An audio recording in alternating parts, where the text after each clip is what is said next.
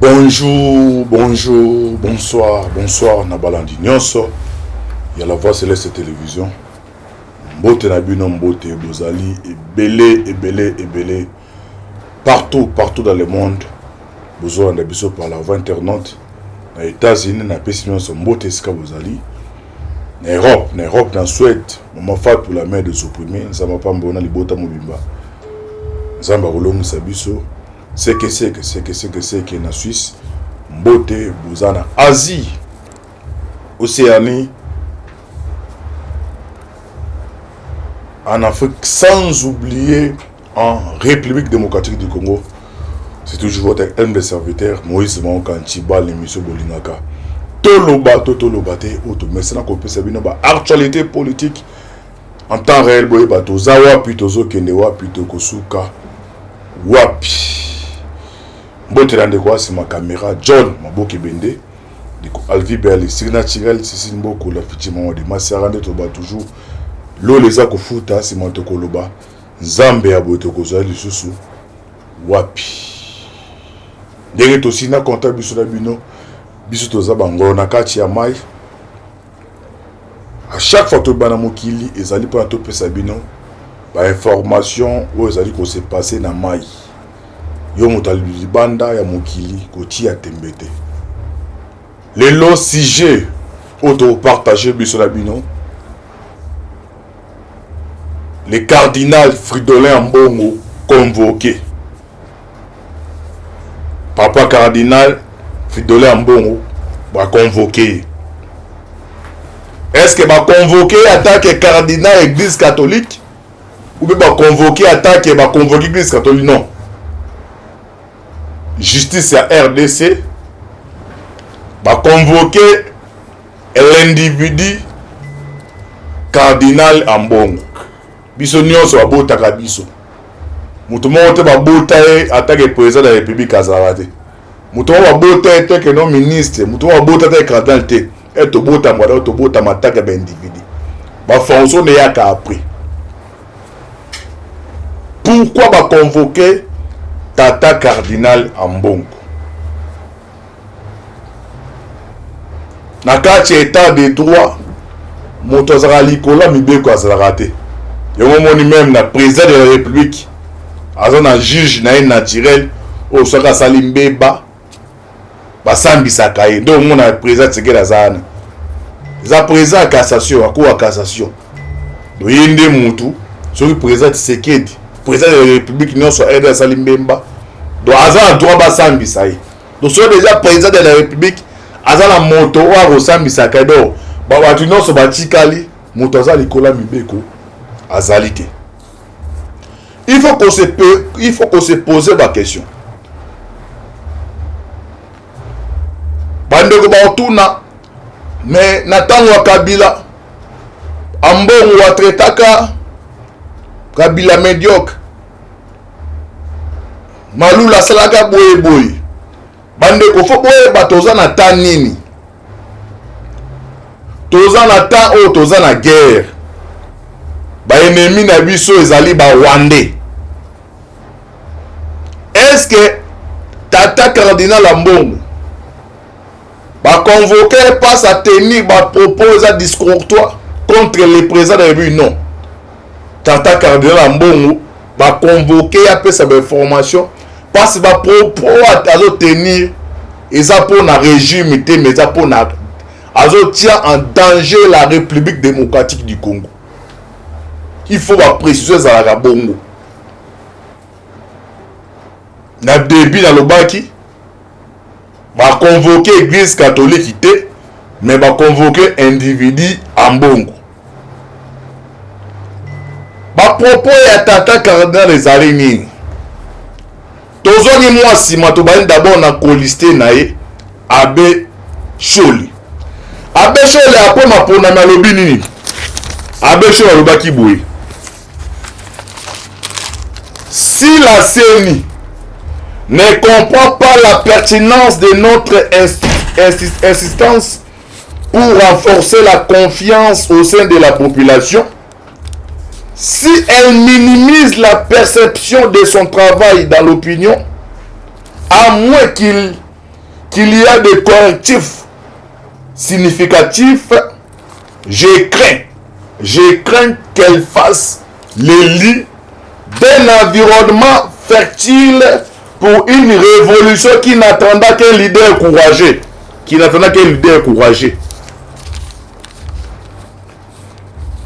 Ananga simi minduki pona nini? Nanga habite que non si minduki, biso to yebi que nanga si minduki pona l'État récupéré bakari mini o azoka illégalement. Mais nanga na malobaro banini. Na si minduki parce que ma ponami oyo eza malamu te tiseki da tricher. Yango na si minduki pour na renverser na pouvoir. Alors, nanga yo teni ba propos après ba propos ya Béchol. Et a dit que non, les leaders d'un environnement fertile pour une révolution qui n'attendait qu'un leader courageux. Donc pour l'instant, donc Ambongo et Chole, Nanga, pour l'instant c'est un terroriste. C'est un rebelle qui a salidé là-bas. Benemi na biso ba Congolais baza kufa. Donc pour l'instant, so landi ba propos à Béchol. Na ba propos ya Ambongo. Wa tu tenir en conclusion pour na donc le moment église pour na Mbongo na Chole Nangaza un leader courageux. Ah toi tu dis ba propos bande bolandaka. Tu as déclaration ya Abbé Chole. Ah toi est-ce qu'on a l'élément aux appels de sa culpabilité. Tata cardinal alobi boui. Totanga aw. Tata cardinal alobi boui.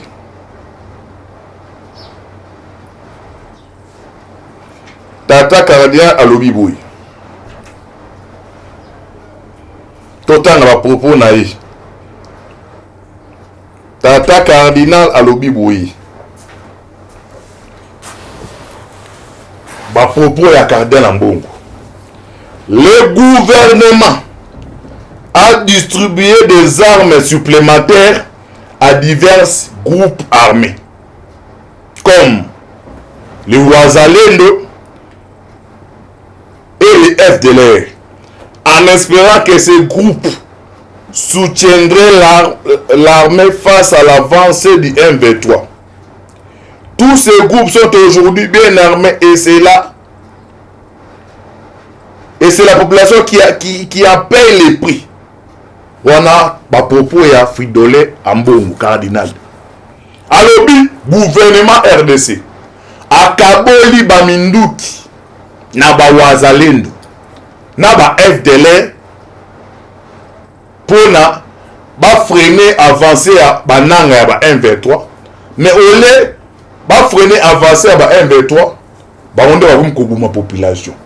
Argument ya tata cardinal obandeko langa eza argument oyo Kagame a utilisé bane na bane pour na ko justifier guerre à ça la agression à ça la niveau ya est ya mboka na biso na ba conseil de sécurité langage ya Rwanda le baké non biso celui toza ko intervenir na est ya mboka na biso parce que gouvernement a payé sa kamindu qui na FDLR pour na ba ko neutraliser biso yango to intervenir.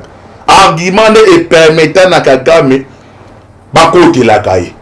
Mais via lobbying oyo président Tshisekedi oya sali langage wana ezaki déjà balaye na communauté internationale. Ba yo comprendre que yo argument utilisera oyo eza le kuta yo ne mutoza agresseur. Ba réseaux sociaux belé ça na conseil de sécurité des Nations Unies partout et salema. Mais ozo kana oyo bitumbeza makasi biso na Rwanda.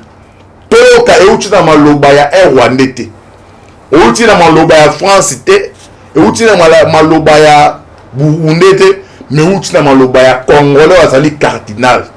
Ou a confirmé que non gouvernement apesa kaminduki na Wazalendo na ba FDLR pour na ba attaquer M23 mais ba retourner donc ça dit Kagame ba que non bato basa ko kufa. Basa kokufa na partie ya est eza bango ba Rwanda te ezandi na ba Wazalendo na ba FDL au gouvernement pesa la minuni ba obo ba Congolais bimi na maloba cardinal boy bisanga toza na kati ya République démocratique du Congo. Il faut pesa ba information aloba eloko nini motivé à tenir ba propos bon ezali ya lokuta bande ko makambo eza ya wana. Donc individu ya mbongo ba bengise te comme église catholique parce qu'elle a tenu ba propos yo papa ya Roma tindiete elle a tenu ba propos yo église catholique ba sangana ki ba dessiner en mbongo lo propos. Donc elle a solo ba attaque individu moto nyonso mokili oyo nzambe asala la berena mais toujours en pleine guerre boy. Kagame déjà aza épuisé na langage wana salaka mais cardinal ko sala révolution ko batika yo ozo menacer intégrité territoriale ya mboka. Donc comme oza cardinal doloba no sokoloba non.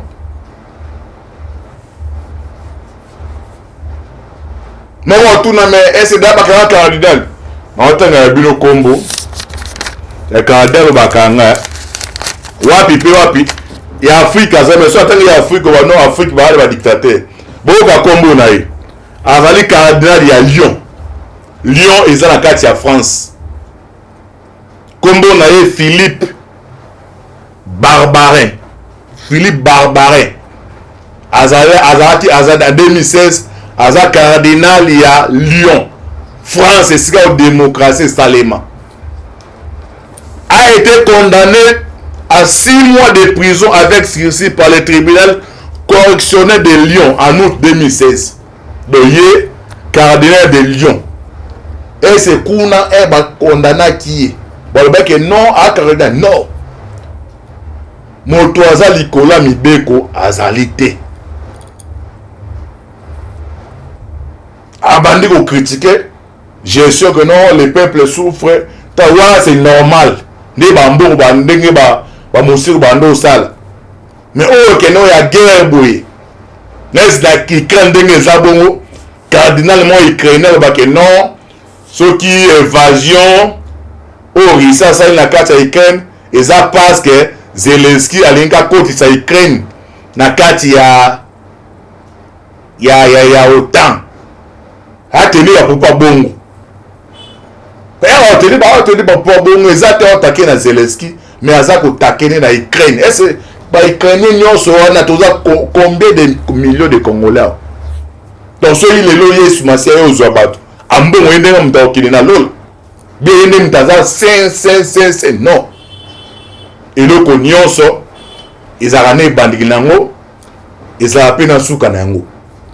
Yango ba convoquer tolanda lopoto bien pour tirer na lettre balobi ni pe bela bato bazwaka ta kotanga te abandi koloba totanga mo lettre ngo a bien totanga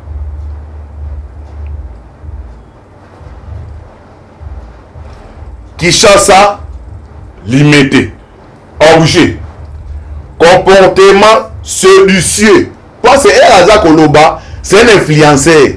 Kuna ba TikTok za ba musu ba influenceur. TikTok bo sa bili kambo ba Holland. Bon cardinal ambon. Et puis ba propos grave bo yo ka objet ti na linga les amis. Ti na lettre ba ti ndeli. Comportement celui-ci entraîne fait infractionnel à charge de messieurs les cardinal Fridolin Ambon Boka Mukanda. Mais c'est les procureurs. Depuis belle lurette, ils s'observent dans les comportements de Monseigneur Fridolin Ambon, archevêque catholique métropolitain de l'archidiocèse de Kinshasa. Au moment où le pays fait face à la guerre dans sa partie orientale, une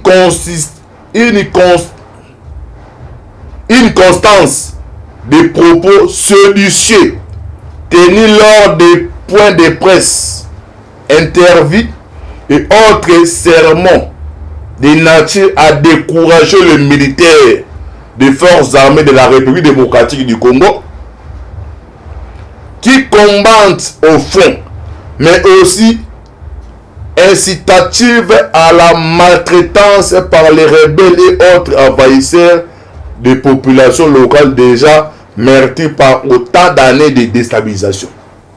Donc Bapopo Ambongo azali ko lembisa, azali ko décourager wazalendo bero na biso bazo bunda na front et biso oza kote misto olia mekuna bana baza ko bunda pona kontia hors d'état de nuire banyangala kata oya ya ba M23. Mais awa tata cardinal c'est bien ici à cette pro de presse aza ko décourager bango pour qu'il a continuer. Invite à mon office par ma lettre numéro 00 papa qui fut réceptionné à son centre de résidence par le service de secrétariat de l'archidiocèse de Kinshasa pour un échange à date du 25 avril 2024 autour de certains dossiers en instruction à mon office. Mais c'est le cardinal Mbongo a décliné l'invitation. Donc, déjà, il y a une invitation. Aya. Batu ne peut pas cardinal. Yo zali mo konti monene, oza influenceur. Mais elle obtenu ba popo. Abo ikoya. Ya ngosko ba ko akomedi pour tirer. À continuer. Devant l'évidence de ces comportements qui s'analysent en fait infractionnels envers et contre la patrie, son peuple et ses dirigeants, et qui mettent à mal les lois de la République, je vous ordonne d'ouvrir une information judiciaire à charge du prélat susvise qui violente délibérément les consciences et semble trouver un plaisir à travers ces faux bruits et autres incitations des populations à la révolte contre les institutions établies et aux attentes contre les vies humaines. Agir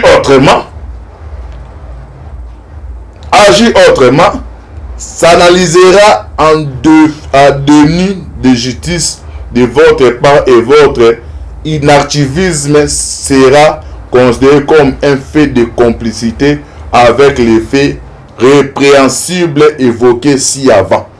Je vous saurai gré de me tenir informé en temps réel de l'évolution de vos investigations. Ah, Moukando va komeli poké, pas poké, abengi. Donc, déjà, Batindaka, Yaka, Tolina Toeba, va proposer tenir les alliés graves. Wanda, Kagame, Boutoumoual, Bake, non, et ça bisoté, et ça, gouvernement appelle ça Mindouk, Tala Bobesko, Ambo, la moussa les vieux démons. Hein? On la mousse les vieux démons à la laki. De bâti qu'on parle aux accardés dans l'ambong. Parce qu'on accardés dans l'ambong. Il y a un monde, je donne un peu ça qu'on raison à notre précieux frère William Branham. Nous sommes pas pour vous tenir à que ça la grave. Parce que même l'église, si on est pasteur à ça qu'on se comporte mal, pour n'a pas sa bandimité, bah vous avez passé à la fête là-bas des touches. Donc yo ali aux autres qui ne yo, toyo kayoka, même yo on a le pasteur au Deniles. Soit église, soit des églises, des églises, makamba ça la kabano fête là-bas des touches. Ba luka moto mususu, aza au côté on a ti bata la kana. Parce que aza au sala biloko wana, jamais roté match la bino maboko. Donc makamba on sala za ko bebisa image église. Parce que yemo pape era ya ki alobi que non, yo zali chrétien catholique, yo zali kada tika la na kag na musa no sala. Putika wa politicien na politique na bango. A moins que na ba état moya eza ya grave, au monde ba monsieur on va intervenir. Hein? Mais Ambongo il fait des déclarations plus que même des politiciens. Je vais insister awa ba inviter église catholique mais ba inviter des individus morts. Bah c'est moi individu mais pour moi tout na aucun individu azali morto. Directement après à propos ya kada na Mbongo Kagame a tenu porte parole na bandeko bolanda message ya porte-parole ya Kagame, bo comprendre pourquoi l'État, parce que ma propos en bon a tenu à engager donc à bras de fer dans l'État. Ils ont été mais l'État ce boka porte-parole ya Kagame au tiko lo banini bo comprendre ce que danger o ya maloba ya fridolé en bongo bolanda porte-parole ya Kagame alobinini tolanda message ya porte-parole ya Kagame.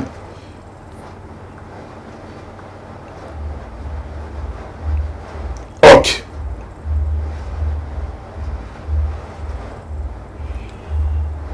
porte-parole ya Rwanda alobi boye: si la République démocratique du Congo soutient et arme le FDLR Hutu,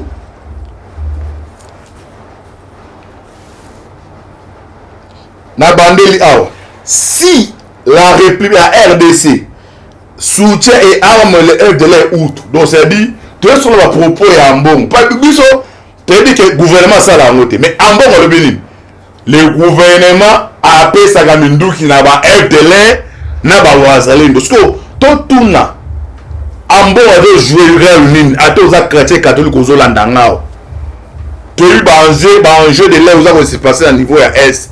Ah bon, parce que Rwanda zuma loba ya Mbongo yoka porte-parole ya gouvernement Rwanda lobinini: si la RDC soutient et arme le FDLR Hutu, il est temps que le Rwanda prête main forte à l'alliance Fleuve Congo. Ndeko na ngai peut-être dans vos années mais eux toujours na ba ba coïntance ou ba fil d'araignée ou tout comprendre ni vous voyez, parce que pour l'instant officiellement boy tu dis que quand on parle de Alliance Fleuve Congo tout le monde a nini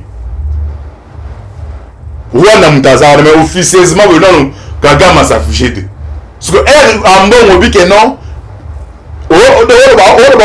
non conditionnel les gouvernements dans armée ce sont les Rwanda à qu'est-ce que l'on officialisé ce que aide douane ya bananga que non comme na RDC gouvernement na bango selon cardinal Ambongo na bango confirmé que les armées FDLR ngape dans ces cas-là ngape pour l'instant yem ta sima ya nanga mais ce qu'on officialiser non comme par élément selon cardinal bango lobi que non gouvernement azako armée FDLR ngape Rwanda non peut ça ndugu na alliance pour le fleuve Congo officialisant au sikoyo. Est-ce que mutazo comprendre ngazali to bakambo eza momteke non Ambongo aza trop juger ba boss ou est-ce que azo jouer na sécurité à l'état na intégrité territoriale. Bon, on a continué na si sa message ya porte-parole ya Rwanda lobidin: si la RDC soutient et arme le FDLR Hutu, il est temps que le Rwanda prête main forte à l'alliance Fleuve Congo en fournissant à Corneille Nangaa les avions de chasse, les drones Shahid, les armes stratégiques pour qu'il détruise ce gouvernement de rigolos installés à Kinshasa. Cette semaine, nous allons nous concerter avec l'état-major de Corneille Nangaa pour la signature des accords. C'est ça qu'on appelle la réciprocité. Des nations de Bahawa, Nangaa Komeli Macron. Donc nous se comprendre. Na bana ne bande na déclaration ya Choli. Na déclaration ya Choli. Tous ces groupes ya Choli. Yango. Moi na bana na bi o comprendre ça étoile d'araignée moko oyo Ambongo ba ebelo ko baza ko jouer. Parce que menace ya boui. Parce que bato ba ko na est Izaba na Tshisekedi.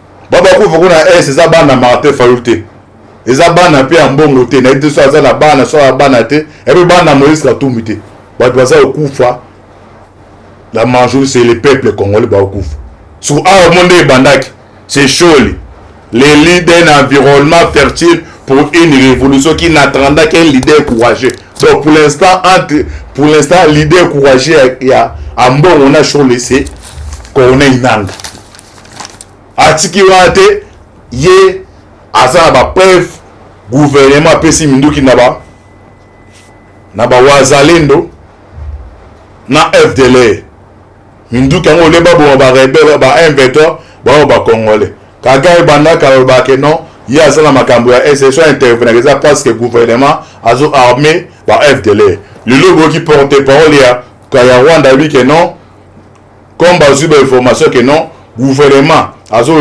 armé ba FDLR ba ngopé ba aux obligé ba signer accord nanga ba préciser ba avion de chasse politique à réciprocité pendant diplomatie nia ces ans raté vous voyez Iran aba chini ba drone et kitanani na Israël na conseil sécurité ba binton ce to china ki ba avion parce que Israël attaque kini ambassade na biso ba kika na article ça ka ya kacha conseil sécurité que non ambassade des représenter pays vous voyez alors donc il ba non ça va selon les cardinal est-ce que yo chrétien catholique ozolanda ngao de eux en opposition aux en majorité tout ça la politique té est-ce que bandoko bazo kufa na est ba chrétien catholique bazate est-ce ba popo ya papa cardinal na ngonga oyo ko ya koluba ke non gouvernement na biso bazo pesa minduki na ba wazalendo na ba FDLR minduki yango le bobo ba M23 bazo bonde ba congolais kaka mazui langage wana so nani azandoki ya mboka qui est l'ennemi peda biso ne bandi na biso onto lisabno atisekedi famille na zakuna te azokufa Moïse Katumbi minan bato bakufa eza ba congolais mais un cardinal aza ko tenir ba bongo to batika e passe kaza cardinal est-ce que azwaki procuration ya ba chrétien catholique a tenir ba propos e bande konanga azwaki que procuration que non tous les églises catholiques ou les RDC to sali procuration to chindi ambongo lo babo non ayebi ba propos à tenir abi eloke e uteli dans un pays sérieux bati koka boate to chike passe za candidat non nous toza likola mibe ko azate il faut après ça d'explication dans ba propos wana si ça dit sur esi ba kanga na tenge bilo kombo ya Philippe na Lyon bilo ba na Porto na France boki bo mener investigation ba ka bo meze belé mais na brabo ba Afrique ba les Afrique na pesa ya France au pays ils ont avancé la démocratie tu ko na république batika kakabu na ba proposer au tenir na ngonga oyo ni les a ko motiver à tenir ba propos wana leader courageux wana oyo shola lobaka que tous un leader courageux c'est leader courageux ngozala ni nanga alors comment se fait-il que non yo musali na nzambe oyo mission na yo primordial ils allaient à garder ba brebis ya koteya bango parole de Dieu ba bongo na bitema soki Yesu masi ayeba kende likolo mais yo une mission de ko ça la rébellion donc il devient le porte-parole ya nanga ti sikoyo nana okate papa kata la condamné nanga que non je condamne citoyen nanga voir aux amindu qui est voir le démocratie bon kota la condamné raté kota la condamné raté et le communion sur l'état na état de droit nous tous à l'école mbe quoi ça été donc ambongo ba bengi pas attaque car église catholique mais attaque individu a expliqué ba propos à tenir oyo na bande bi non na de wa ya echol na sangisi yango bo comprendre esika makambe uteli lelo oyo ozomona Rwanda lisco officialiser alliance te skona nanga que non to pesa nanga minduki parce que ba mo pe RDC à travers ba propos ya papa na ni cardinal ya una eki awa pour nous repérer ça éclaircissement. La deuxième partie, Tokolobela, Makambo Talia, forage, na situation à Est en Bokanabiso. Bakanga Kinani, il dit qu'à peine Hazard est lâché. Pourquoi Bakanga là qui est? Nous sommes en deuxième partie, pour topé sa explication. Vous continuez à s'abonner massivement. Ce qui n'a pas été si libaku, mon ko libaku. Vous limbisangay, mais tous obligés à la vérité. On va avoir tout beslan sur que tu godenda pour ça ou ça anti-bal. Ba correction na bino, to yambi ango. Ou finga ka, continuer ko finga, tous obligés à la vérité. À la salle émission. Pas attaquer Kolobana papa quand même attaque individu à propos à tenir parce que montonnion so azali montazali kola mibe ko asalite même le président de la République azana juge na naturel o so asali meba ba ko sambisa e le la sike montonnion so aza parfaite et on a eu coupé ça à propos nous avons pas la bino c'était toujours votre humble serviteur Moïse Mao Kantibal affaire à suivre ciao.